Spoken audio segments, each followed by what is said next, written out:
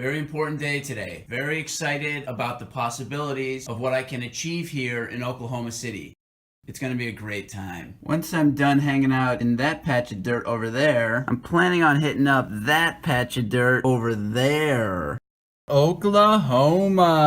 Yeah. Got a Walgreens, Walmart for all your shopping needs. Just took an amazing shower here at the Hard Rock Hotel. Look how fluffy my hair is.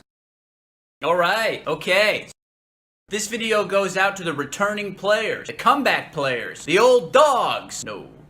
The comeback kids. If you took 20, 30, 40 years off the horn, here are BTB's recommendations for comeback players. First things first, you gotta curb your expectations. I'm not talking about you accepting the reality that you're not going to be able to achieve your dreams. You can do whatever you put your mind to.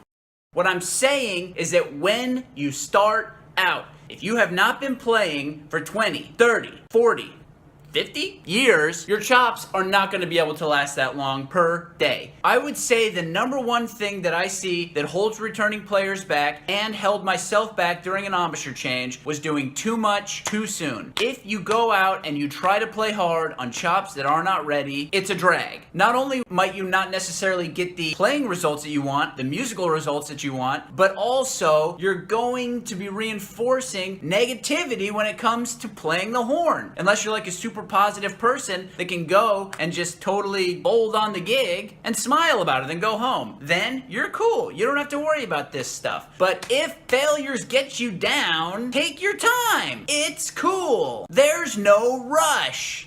Why did you quit in the first place? Maybe that's a good thing for you to examine and apply as a part of your practice routine. Did you quit because you were frustrated? Practice patience. Practice peace of mind. Practice focus. Did you quit because you were burnt out from playing too hard? Practice casually. Just have a good time. Let yourself develop over a longer time frame. Did you quit because you just didn't have enough time in the day? Practice appreciating the value of a very small, short practice session each day. Think about this. If you quit because you didn't have enough time to play, what if you had just practiced 5 minutes a day for the last 20 years rather than none at all? A lot of people think that's not enough to get anything done, but consider that over a time period that long. Think about how radically different your position now could be. Take that realization and apply it to your future endeavors.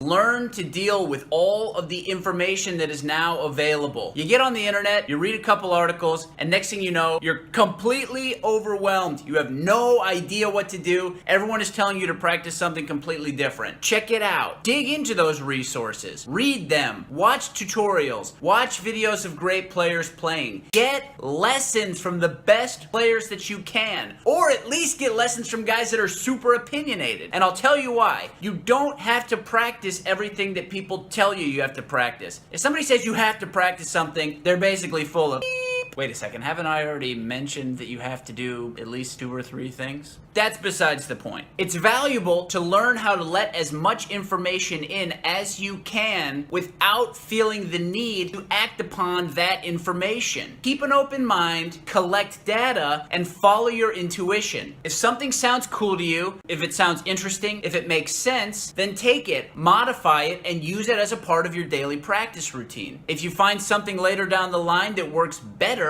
start doing that instead. Use whatever your natural talents are for learning and apply that to trumpet playing. Even if you don't use half of the stuff you learn, it will not hurt you to have a more general understanding of trumpet playing. The more you know about what it takes to play the horn, the more choices you have, and the more accurately you can move toward whatever it is you're trying to get out of playing.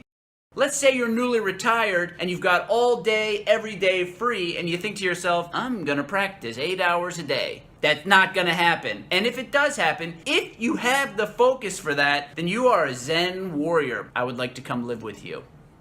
So, if we can't work all day, every day, what can you do? A daily practice. It doesn't matter what it is. Pick something that takes 5-10 minutes. Whatever is realistic for you to achieve on a daily basis, start with that. The contents of your daily practice are not nearly as important as the fact that you are committing to and sticking to a If you get in the habit of playing every single day, in time, you can change the contents of your routine to whatever you want. But first, you need to develop the habit of daily practice. Keep it simple. Just because you want a great sound, great technique, great range, it doesn't mean that you need to practice complicated things. Keep your practicing elemental. You don't need to spray 1,000 notes into the ether just to get something done. Do something and pay a little bit of attention to it. You're learning new things. You don't have to blow your chops every day just to get better. When you're practicing, don't be too concerned with what's coming out the end of your bell. You need to practice and you need to observe, be aware of what's happening. In that way, you will naturally develop and improve your playing over time in a very natural, holistic way. Learn as much as you can by ear. The more finely tuned your ear, the easier it will be for you to learn to do new things and play the things you already know on a much deeper musical level. If you find a recording that you really like, transcribe the things you are physically capable of playing by ear. Play along with the records. Books are cool. Books are great. But if you want to improve your ear, it's extraordinarily beneficial to learn whatever it is you want to play by ear. Listen to what you want to listen to, play what you want to play, practice what you want to practice. If somebody tells you that there is a right way to do this and a wrong way to do this, that is nearly as arrogant as me telling you that there is not a right and wrong way to do this. It's not that important. Do whatever makes you happy. Whew, just in time.